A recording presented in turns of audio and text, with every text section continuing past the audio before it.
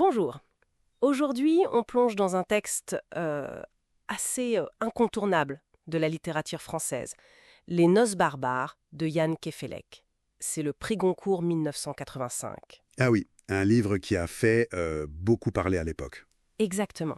Et on va essayer, à partir du roman lui-même, d'explorer un peu cette histoire très sombre, très puissante. C'est ça. L'idée, c'est de comprendre pourquoi ce livre a eu un tel impact, cette crudité, cette force narrative. Tout à fait. On est face à un récit d'une rare violence, centré sur une enfance brisée, sur les marques indélébiles d'un traumatisme originel. Et comment ce trauma se propage en quelque sorte. Voilà. Alors pour commencer, le point de départ, c'est Nicole. Une jeune fille un peu naïve. Elle rêve de l'Amérique, d'un pilote, Will. Classique, le rêve américain. Sauf que là, Ça tourne très mal.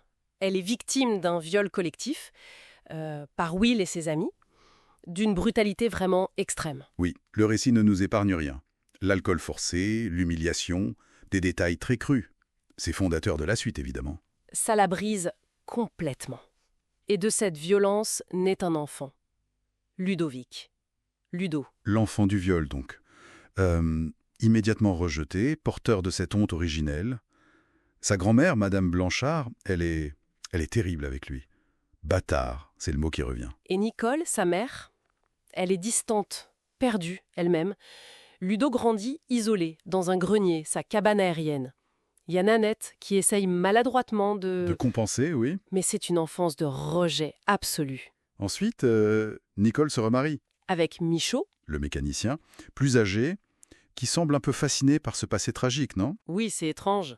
Michaud a déjà un fils, Tatave, et Ludo est censé intégrer cette nouvelle famille, au Buissonnet. Michaud essaye, quand même. Il lui aménage une chambre, le fameux lit bateau. C'est vrai, il y a des tentatives. Mais ça ne prend pas.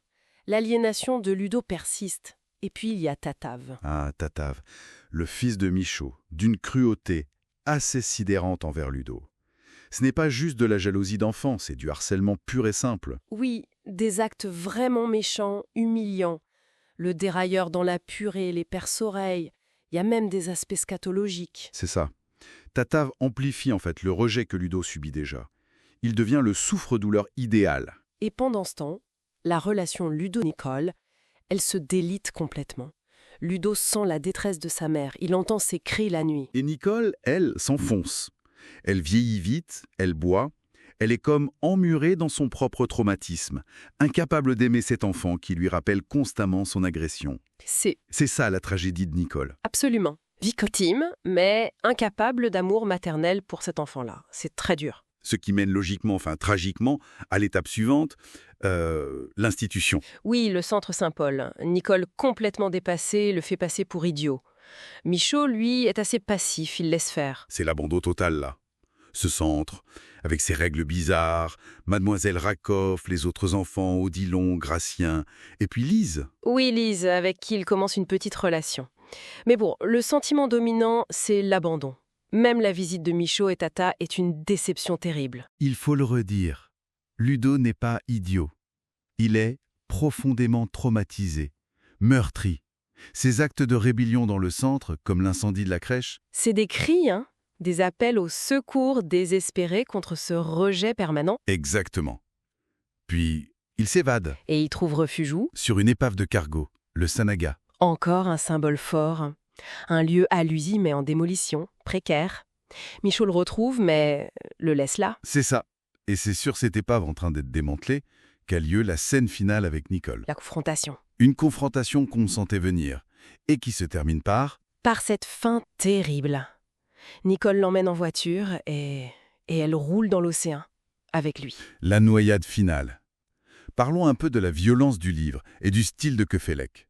Cette langue très poétique, presque lyrique parfois, qui contraste tellement avec la brutalité des événements. Qu'est-ce que ça produit selon vous? C'est une excellente question. Pour moi, ce contraste, il est essentiel. Il crée une tension insoutenable. Mais c'est ce qui fait la force du livre. Ça nous empêche de nous détourner. La beauté de la langue souligne paradoxalement l'horreur de la situation. La pureté bafouée de Ludo. Oui, ça évite une forme de complaisance dans le sordide, peut-être. Ça élève le propos au-delà du simple fait divers sordide. C'est ça. Le roman explore vraiment en profondeur le trauma, le poids du silence, cette quête d'amour impossible et une sorte de fatalité écrasante. La mère aussi, omniprésente. Ah oui, la mer. Symbole ambivalent s'il en est. Rêve américain au début, refuge final sur l'épave, et puis tombeau. Elle engloutit tout. Donc pour résumer, Les Noces barbares, c'est vraiment l'exploration des ravages d'un trauma qui contamine tout, qui se transmet. C'est l'histoire tragique de Ludo, cette quête d'identité et d'amour dans un monde hostile dès sa conception. Et ça nous laisse avec cette question finale, très troublante, sur cette noyade. C'est quoi au fond? Un acte de fusion mortelle? Une tentative de retour à l'origine, à la matrice? Une rédemption tordue?